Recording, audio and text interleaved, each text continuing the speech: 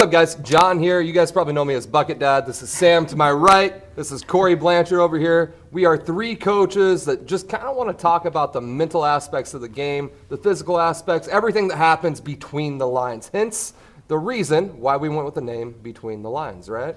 A lot of things can happen between the lines, both physically, mentally, emotionally, and we just kind of want to cover all the bases. So without further ado, let's just hop right into it. All right, John just got out of high school, so we want to start our first podcast talking a little bit about high school and kind of some of the issues that we have with it or things that we love about it. So John, being just out of high school, how did you feel about your season?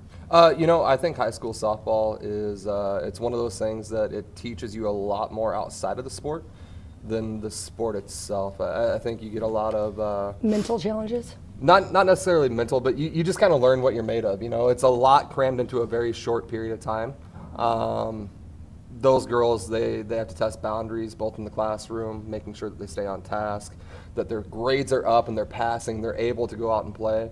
And then just being able to manage a social life along with an athletic life inside of high school, I think is probably the best takeaway for these girls. Yeah, I was just going to say, like, for sure for college, just getting them prepared. Some things that I wrote down because specifically in Nebraska, I do think this season is incredibly sped up.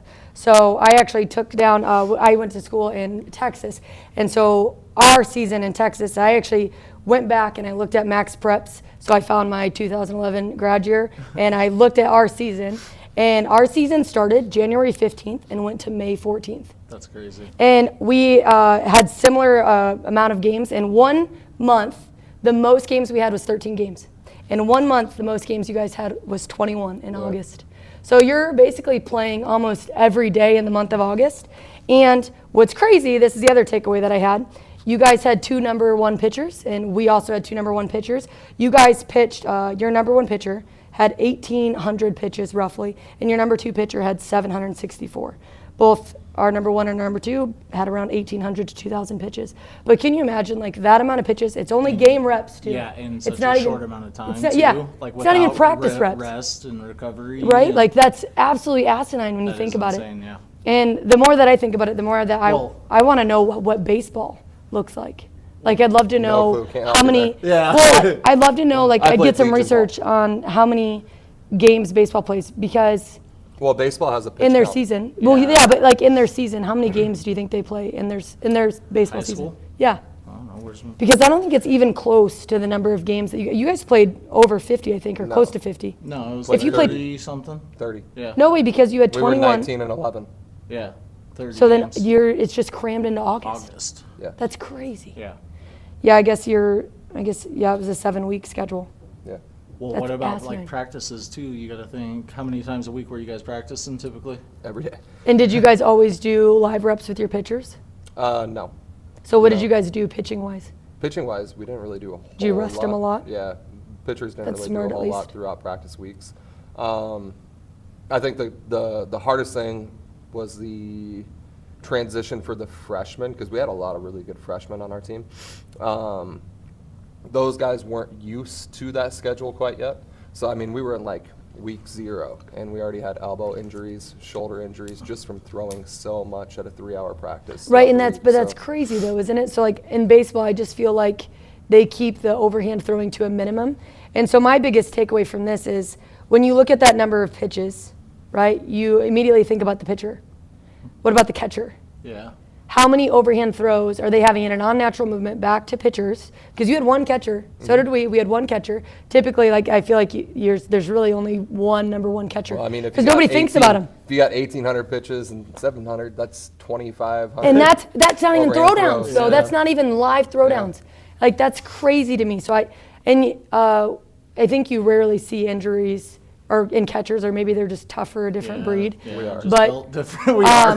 but like nobody ever says anything about that, and I was just thinking about that last night. I was like, that's crazy to me. All right, so having said that, how many injuries per se do you think you had this season, or maybe kids that had minor injuries but were fighting through those injuries? Not that many this year. I know we had one girl. She was a senior.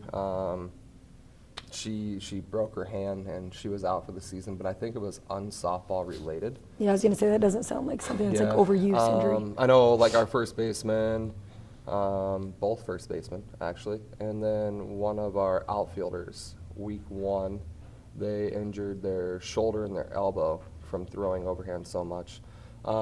But right around that time, we kind of sat down as coaches and said, hey, we're doing a lot of throwing, and our season hasn't really started yet. That's smart, but I don't think a lot of So we went to a lot of coaches dry do that. takes. Like, it's actually really cool. The baseball coach out there, one of his kids plays on the softball team, and I was watching their practice, and I'm constantly learning, trying to grow as a coach too.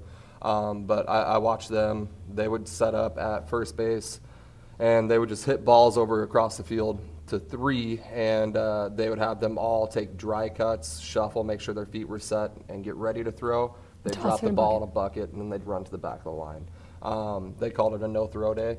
Outfield did the same thing. Yeah, I like that. They That's would smart. do short pop-ups where they're running through into a crow hop, getting ready to throw, translating, like transitioning into a throw. Yeah, like game like and still, then you're just not making the throw. dropping into a bucket. But yeah, they accomplished, I watched about 45 minutes of that practice after our softball practice was over. And kudos to him, the head coach out there. He's a great guy and really knowledgeable. So Yeah, that's cool. I feel like not, and I'm sure there's other coaches that are like you as well, but I feel like that's not super common that coaches think about. And I understand why as well. Like as a coach, you're trying to keep your job. Like wins are super important, so preparation is super important. But I think sometimes we see a lot of coaches that are not always thinking about the athlete. They're thinking about the wins and things like that. yeah, but at the end of the day, though, like as a coach, your product is a reflection of you. So like if you don't take the time out of your day to invest inside of that product and make sure that the product's going to like perform 100%, then you are putting yourself behind the ball. You know. Well, and I think it's more so like not on the coaches too sometimes because the season is so jam-packed. A lot of these schools, especially the small schools, they really only have one number 1 pitcher. So what choice do you have? You know what I mean? And some of them don't even have a number 2 pitcher that can really go in and throw even close to live reps to a good team. So like specifically, I have one pitcher who goes to a small school, and she had like 4 games in 1 week, and one day she had thrown 380 pitches. The other thing that I think is crazy is, and this is a question for you, on the weekends, you guys, it seemed like everybody always had a tournament.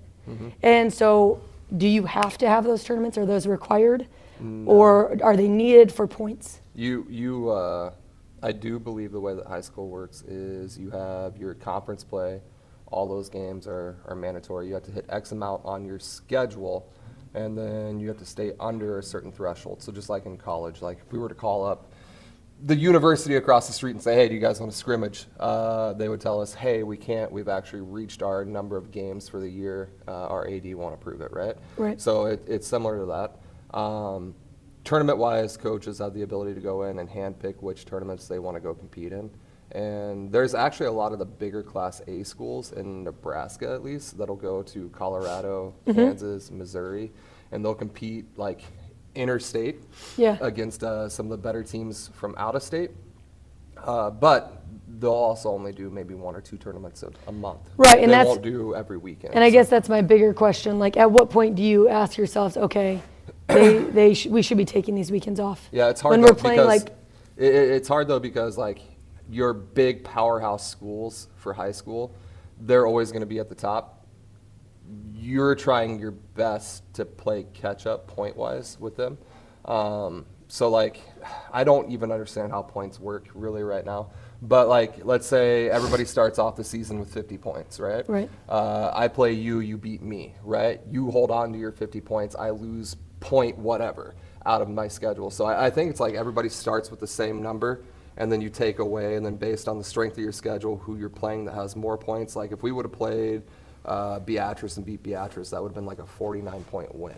Right. Yeah, I remember but that. But then we can go play against like some smaller Class C school, and we'll get 39 points. We'll actually lose points for playing. them. Well, and so my question is, I guess, so what if you only play your conference games, you don't play any extra games, and you win every single game? Yeah, so within our conference at least, you don't You really wouldn't have, get any you don't really points. have the Yeah. powerhouse schools that have those 48, 49 Yeah, points. but if you're undefeated, you Doesn't It matter. doesn't matter. It's the points are based off of strength of schedule as well Yep. too. So don't you think So- that's a foolish system though, Yeah. as a whole? I think they're actually revamping it this next season. I hope so Yeah, because it sounds- well, like, and so like whenever I was looking at our schedule, and a lot of the reason why our schedule did last so long in that 2011 season is because we went to regionals and whatever. So we had, and the difference is like your guys is even just like your state and stuff is so sped up, whereas ours was part of, I think it was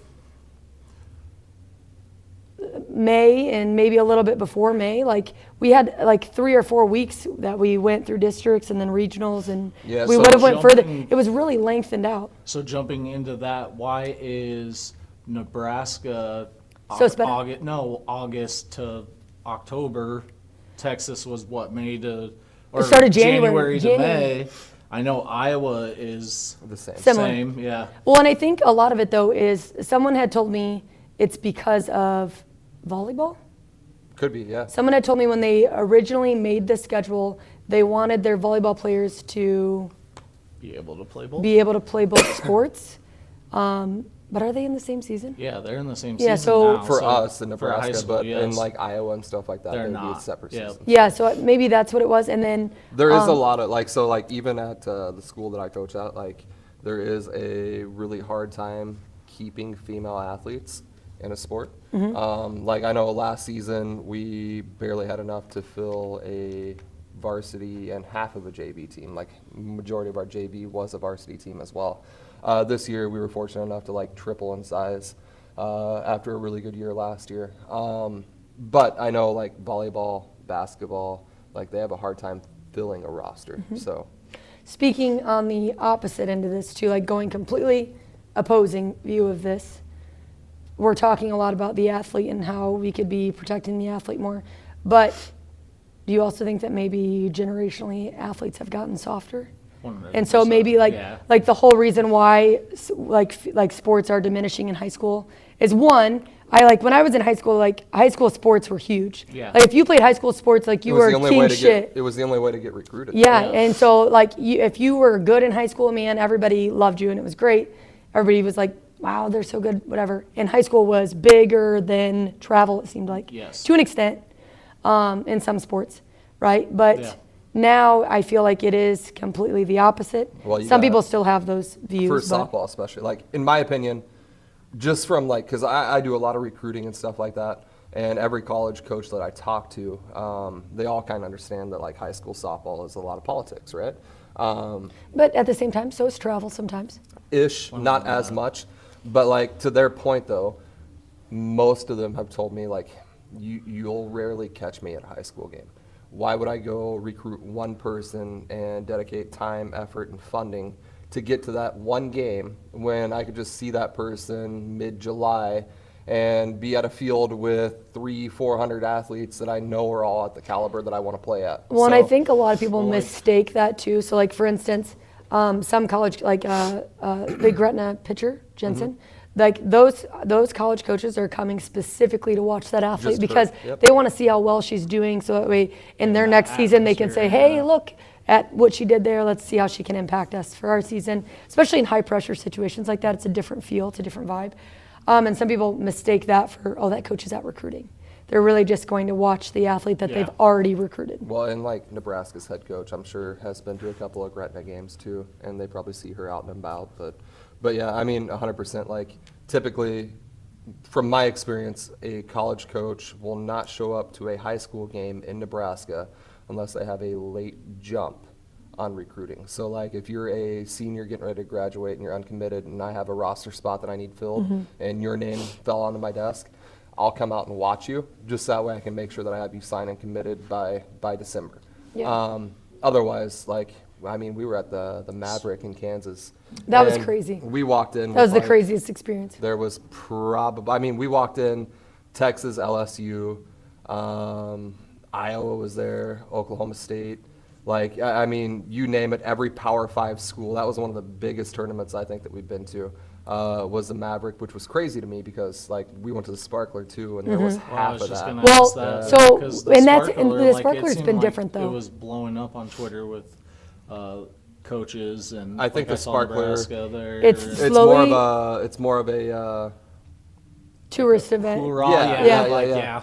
Yeah, I remember more of an attraction when I now. played for Texas Cory and I went to the Colorado Sparkler. It was like, hey, if you're going to be recruited, this is where you go. You must go here. And I remember pitching and like Texas was behind the backstop and things like that. So similar experience to the Maverick now. I just think that so many teams go there that it's almost too watered down. Yeah, it was Whereas when I went there, it was insane, a yeah. very invitational. It's like if you go here, you are the best of the best, and Yeah. you're going to compete against the best of the best. And when we went there with our 18s last year, I did think it was a good tournament, but you could tell, like, I don't ever remember playing on a field like those, close yeah. to the fields that we played on. We played on some fields that had hills in the outfield. One woman, no joke, they we said- hit a foul ball and it cracked a woman's Yeah, skull head open. Yeah. Because the That's fields how are so low, close. and that's how low the fences were. Like But- it was crazy. But I do think they said that they had like 400 teams. Oh, in each yeah. age So, group. so I'm Yeah, saying or that- like 230 or yeah, something they like was a opened. lot. They've Yeah. opened it up The so much, floodgates. and then we didn't even know it. And I'm sure if we would have asked more questions, we would have understood. But we got put into, what pool was that called? Oh, I don't know, the fireworks or something. Fireworks I think. pool. And so basically, if you're a new team and you go there, you get put in that pool. Yep. We won our pool, and Yep. so now we got invited into the next level The pool. power So when pool. power pool. So when we go there next time, if we go there next time, we'll be at better fields. Yeah, So I mean, I get that, but at the same time, I don't know. I just don't think. Why hold an event so large that, well, and not only that, the cost of the event Yeah. was absurd. Yeah. Yeah. Like, Well, and we not actually have saved decent money too, fields. which was crazy. Like Imagine how much we tournament would have it's- spent. Yeah, the tournament itself was 2,600, and then Yeah. That's we insane. bought out the state of play, which I hate state of play, but we bought out the state of play contract for 1,800. So we were in for 4,400 for that one tournament. And we had an entire, all of the families, all of the players, Well, it was us at as the coaches, Airbnb, right? in Yeah. one house. yeah. But honestly, I do think it was pretty. But was it? No, it was It was a very, it was cool very experience. cool. Oh, yeah, To an I saw the extent, video. to an extent. Sometimes when you lose games, I feel like it's really Uh-huh, easy to like, very- as yeah. coaches, be like, oh man, But- if I'd have done this different. So I was like finding myself like hiding away a lot, but But going back to like the competition aspect of it, like I think Nebraska was one of the best representations in that tournament. oh yeah, Like every Nebraska team won their pool. But it just goes to show you like the difference in like skill level and competition level from state to state.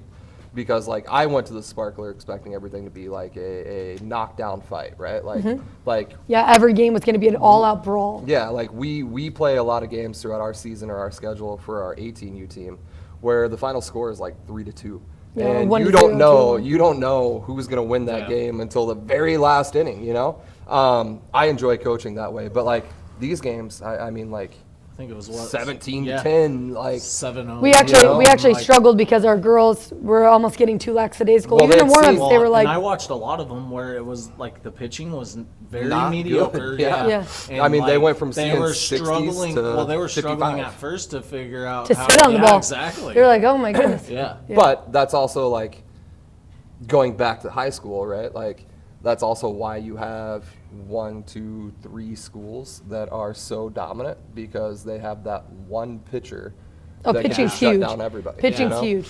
Yeah, if you have a good pitcher, legitimately you have a good team. And I that's think just in our that's how that state- works. So actually, really fast, thinking of that and speaking of that, Nebraska is basically open enrollment, right? So they can basically, in a sense, recruit. Ish. Some schools. So they changed. No, all schools can basically. You can't recruit. But you can't call it But, that, like, but you can. if You say, if, hey, we love more playing time over here. if Sam was a freshman or an incoming freshman, right? And she was at Elkhorn, and I was at like Papio South, right? Like I could call up Sam, or not even call her up, but be like, hey, you know, like we're losing a pitcher. Got a lot of pitching time available, blah, blah, blah. Sam has the ability to enroll into my school one time, Okay. and then you can leave one time. So basically, Do you have to sit a season out?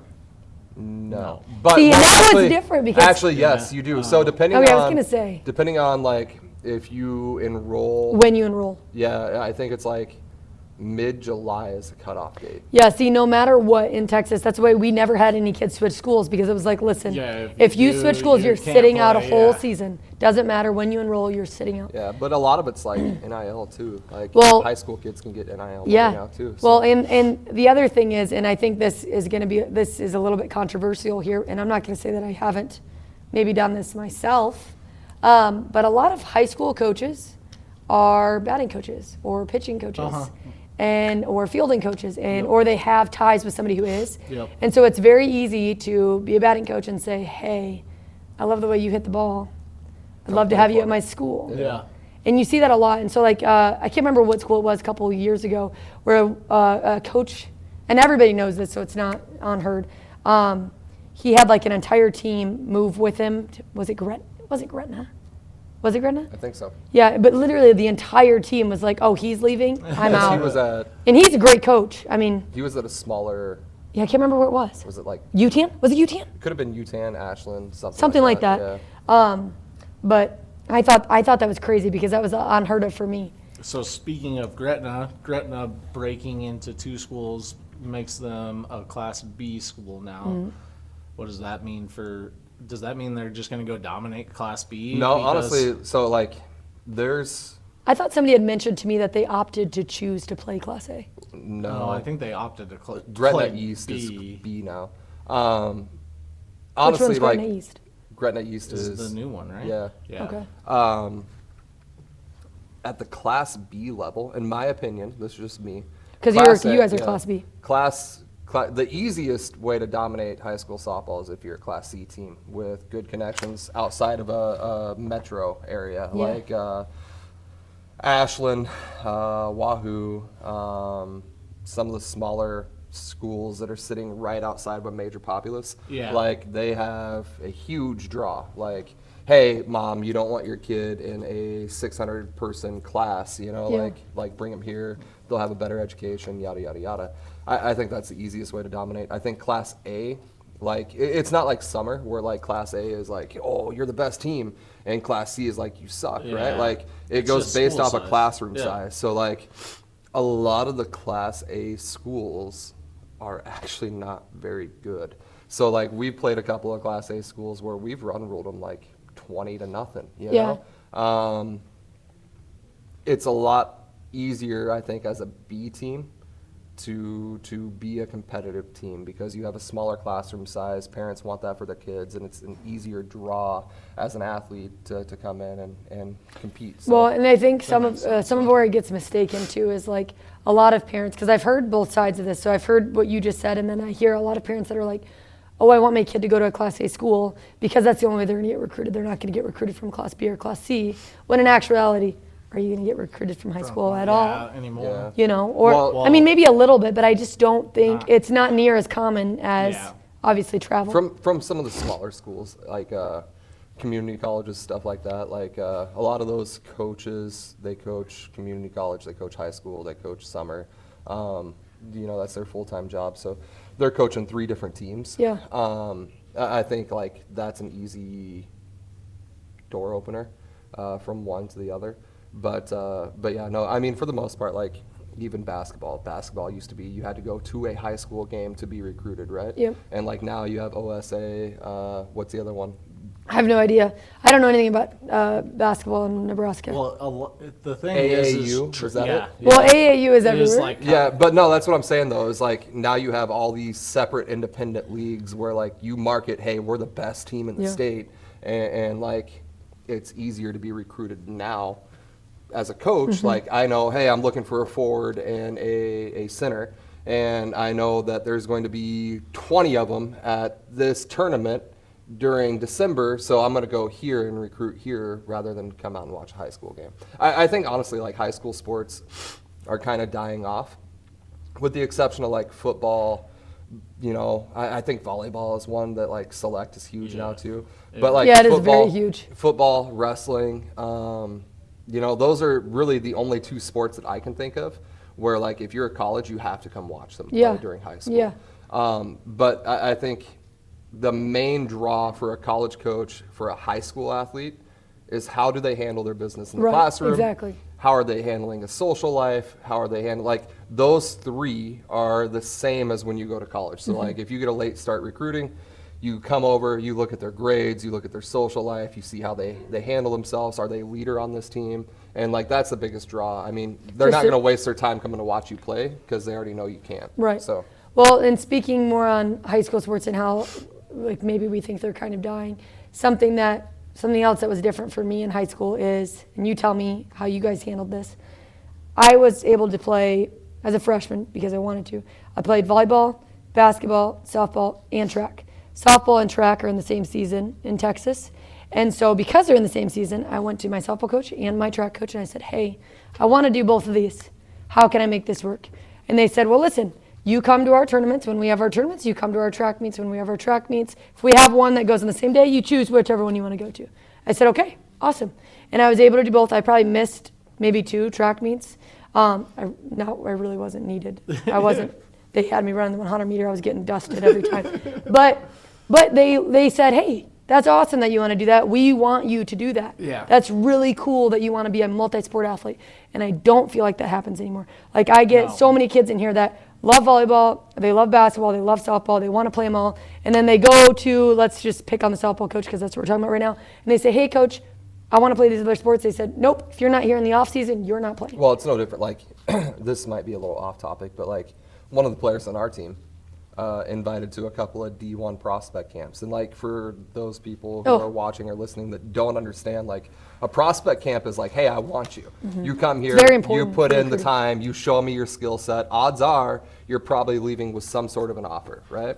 And Or them being more interested in yeah, your, exactly, or right. writing their name on a But whiteboard. like to be even considered to have an invite to a prospect, like you have to be pretty dang good. That's the whole purpose. Like that's why we coach. We coach to get girls to the next level. High school coaches should be coaching for the same thing. And like Absolutely. I'm lucky enough that I have the ability to coach with somebody who is very like-minded during the high school season. So I know if that player came up to him and said, "Hey, coach, here's the deal," he'd be like, "Hey, get the hell out! I don't want you here." On He'd be like, "That's Saturday," you know? awesome. Congratulations. Like, we'll figure it out, you know. But this coach's exact response was, "Well, if you're not there on Saturday, don't plan on being here on Monday." I think that's crazy. Like the whole reason why you coach youth sports is to give them the opportunity to play at the next level, to get an education, to be successful, and- to set up for life, Yeah. success. And Which is very selfish. I think like Just odd. I just Yeah, feel like back it's odd. on your talking point, since I ranted a little bit, but like when I was in high school, I played baseball, football, wrestling. I did track. I was able to do everything because we had actual seasons. Yeah. Yeah. Yes, the it's all. structure, Yeah. Like it's very compiled. Yeah. into Well, and not just- only that, but it's just like the things that like what they ask of the athlete is crazy. Like so, I remember because I talk with you a lot about burnout now because I do get really worried about it, and I get I burnt was out. I was never worried about it whenever I was in school because my coaches gave me that time to like say, okay, you're in this season now. I want you to go do that. I don't want you to come here and still do this. Yeah. And so the things that are required, like we had one athlete 2 years ago, and I can't remember exactly, but I do know that we were still in travel season. She was waking up in the mornings for 6 a.m. workouts. Yep. And their first softball at their high school, not even close to their season, like they were in spring. And they were already getting ready in spring while they were still in school. And they were doing 6 a.m. workouts. They were doing open fields that can't be run by coaches because they're not allowed to be in it yet. Well, so they're old upperclassmen running it. No, they can. They can be there. Well, they just can't have. So it's the same thing as like if we were to hold a practice during high school season, it can't be a Mm-hmm. practice. It has to be like a group instruction or an open field or infield or Yeah. outfield Yeah. or group hitting. Like Yeah. you just can't have. I think it's 7 or 8 Mm-hmm. people on the field at the same time getting organized instruction. Right. So like you can have 6 people getting instruction, you just can't have 7 or 8. Right. You know. So. And I So remember. what happens if you do that? Well, Then so it's illegal It's illegal, and- but yeah. who? No one's gonna tell on you. No. Like Well, no one's and- saying anything because everyone's doing it. Yeah. But that's the thing exactly. though, is like those high school coaches, they put so much pressure and say, hey, like you better buy in, you Yeah. gotta do this, you Yep. gotta do that. Yeah. But like if we as select coaches were to turn around and do the same thing, then they would be telling those high school kids like, hey, you know what? If you get caught going Yeah. to a practice, our Because whole that, team well, and gets that's disqualified. actually happened to us before. But Well, and I don't understand that thought process though, because in your head, if you think about it, the more you overtrain, the less of a good product you have when you get to go play that game. I don't believe in overtraining, but like I do. I believe in like I believe in mentally overtraining. yeah, I believe in overstimulation. Like no, I think a lot of these kids are so overly stimulated, like with stress and just emotional stress that Yeah. like that's where the burnout comes from. Because Well- like let's be honest, like it's not hard to go out there. Football maybe, you know, wrestling maybe, but it's not hard to go swing a bat for 2 hours a day. You know, No, it's, for it's sure. not hard to go. Well, like, field those a are ground little ball. things, though. Yeah, but like that's what this game is all the little things. You know, it's more of the emotional and the mental stress that comes with it. And I think like coaches definitely play a hand in that by putting too wouldn't- much stock into it. Yeah, well, and my thing on it is I feel like it's more so of just like pressure. Mm-hmm. And I think a lot of kids in this generation don't know how to handle pressure.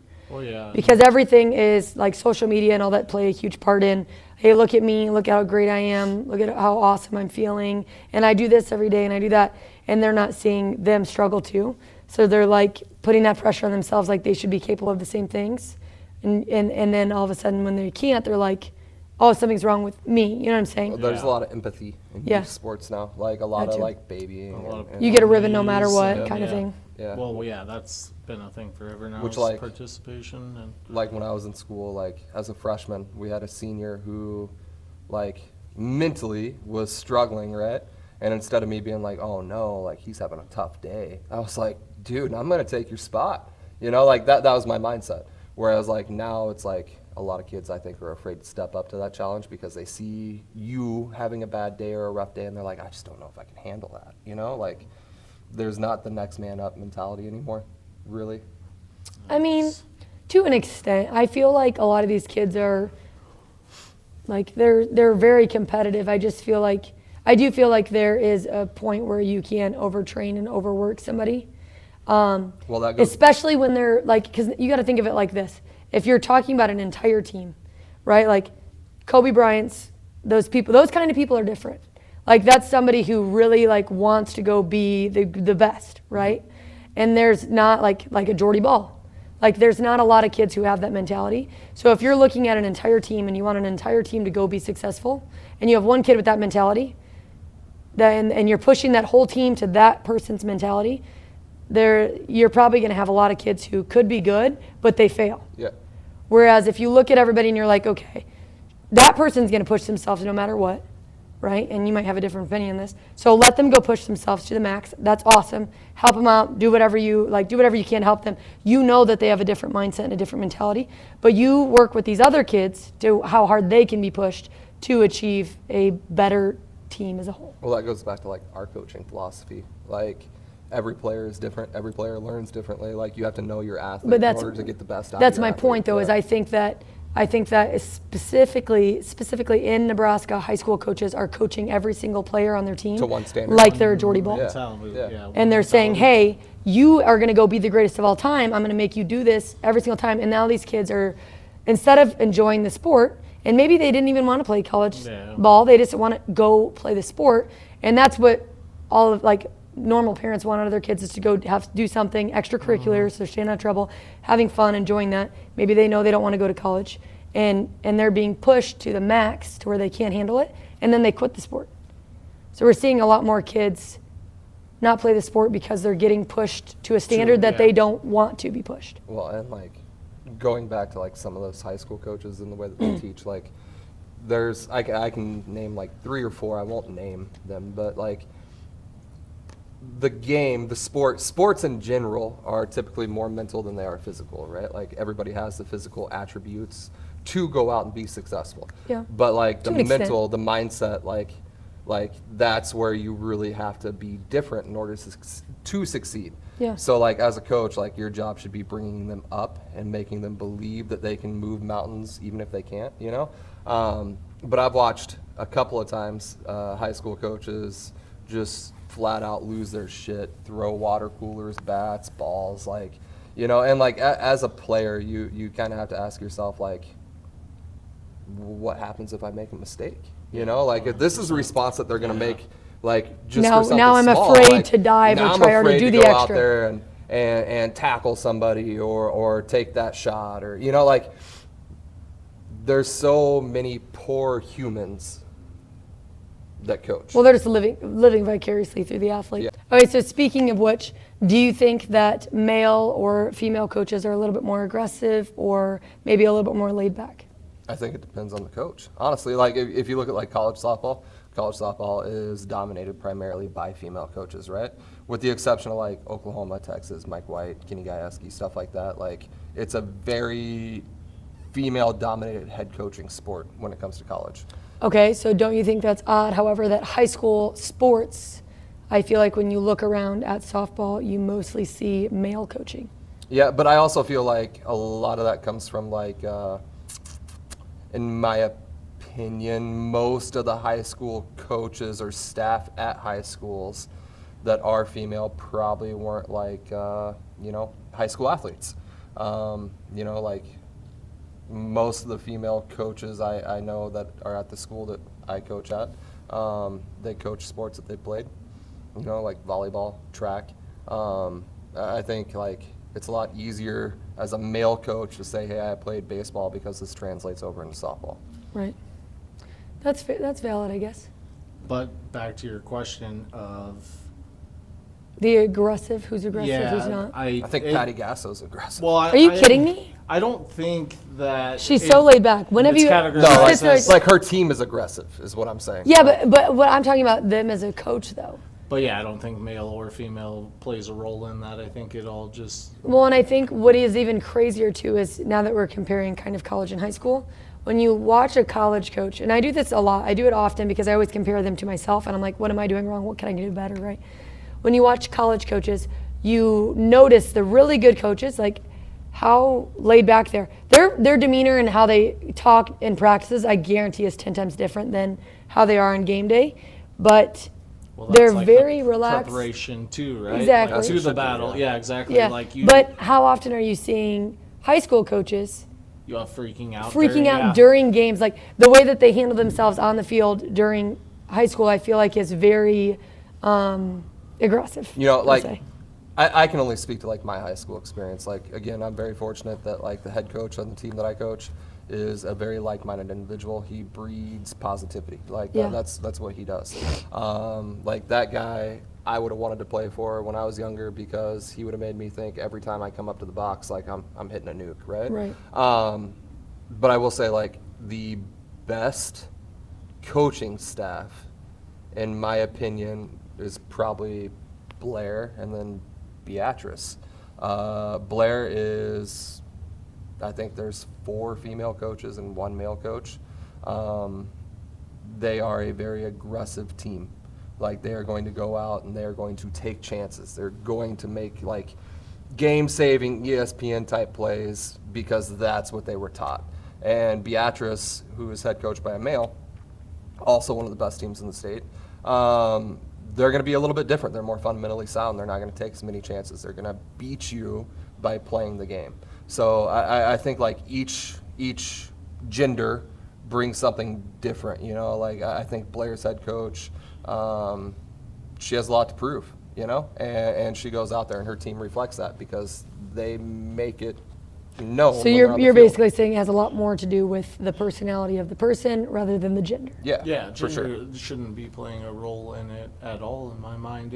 It's I mean, you have bad females and you have bad males, and you have bad female coaches and you have bad male coaches, and you have great female coaches and you have great male coaches. I think Like, it's a lot easier as a female athlete to be able to relate to a female coach. 100%. And I also think that's part of the reason why, like Blair's coach, she's very relatable to her players. She's young, energetic, outgoing. Yeah, I do think it is always important to have like a female on staff. 100%. But yes. I've also heard from like athletes that I coach that like they cannot stand an all-female staff. I could see that as well. Like, which I thought was crazy because like, coming from a guy playing male sports, like we always had male coaches. I can't recall a time that I had a Yeah. female coach, So like, I personally would be okay with same gender coaches, but I it's do weird to think, me to hear softball players say they prefer male coaches. over Well, female on that coaches. topic, I do think, and I mean, this might sound bad, but I do think it's easier to play for a male coach than it is for a female coach. It's a lot easier to get angry with a female, in my opinion. Like, as a female, if a woman, or like if I was young and I was playing for a female coach and she said something to me that I didn't like, it'd be a lot easier for me to get upset with her than it would be for me to get upset with a male, if that makes sense. Yeah. And I had a high school female coach, but she was amazing. I mean, I can't actually remember I don't remember ever getting upset with her, ever. Yeah. But she was awesome. And I was also coached by a male coach in basketball, a lot, and a male coach in softball in college. And I do think somehow or another, maybe I looked at both of them, and like all of them, in different ways, just because of their gender. Like, I don't think it was more of a respect thing. I think it was just more of a like, Standard. yeah, maybe that's it. Like, I was just like, oh shit, It's he a lot wants me to do it, so I'm gonna go do it. I It's a gotta lot- get it done. well, It's a lot Like, easier to that's- talk back to your mom than it is your dad. Yes, yeah. 100%. I feel like that's Well, what it is. Kind of like jumping into that, because with our other assistant, I've noticed like she's a little more cool, calm, and collective and quiet. But when she says something, you should listen, Yeah. right? And our girls struggled with that at first. Like, hey, Nicole told us to tuck our shirt in. Well, and I think I think it's more of a friend thing too. You know, like because even on our 18s, and I always mess with John knows this because I always mess with him. I'm soft. But I call him Coach John, and I'm always screwing with him, and they call me Coach Hislop. But I feel like they look at me a lot of times as more sort of like a friend and like one of them, and I'll like kind of gang up on him with them. I'm like, okay, Coach John, let's do what Coach John says. And they're always like, yeah, we'll do what Coach John. We'll put the bunts down, Coach John. Like, okay, and then they swing away. And I'm like, all right, that's my bad. Like, okay, you guys really should put the bunt down. Yeah, you know. definitely. And I mean, I think once, like, we mess with John a lot. I mean, I think there was even at one time one of our girls that he did bunt a lot. Speaking of bunts, he let her hit away, and she hit a home run. And as they were coming around the bases, they were all like, "Don't bunt, sass! Don't bunt, sass!" Like, that was their chance. She was coming in, and John was like, "You guys, she's a great bunter. Like, I've got to bunt her. She can put it wherever she wants." But like, I put a lot of like. And I was right back there. I was like, "Don't bunt, sass!" But I put a lot of like strategy into our lineup though. Like, Yeah, no, for like- sure. I like agree. I'm just picking 1 on you. through 3 will get on base. 3, 4, and 5 will hit home runs. 6, 7, 8 will get on base. And Yeah. 9 will hit them home Yeah. and start the lineup back over. So like, No, we I get it. always We go get it. into We a got a game with strategy. strategy, right? We Like, get it.